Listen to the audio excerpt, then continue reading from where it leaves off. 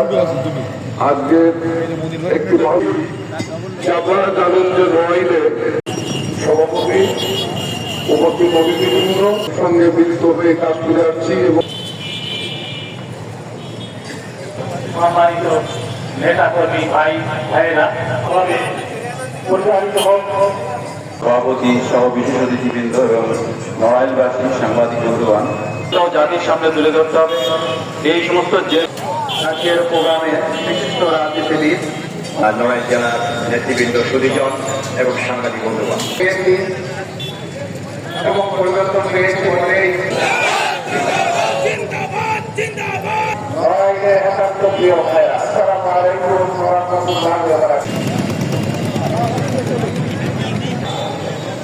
সম্মানিত সভাপতি অতিথি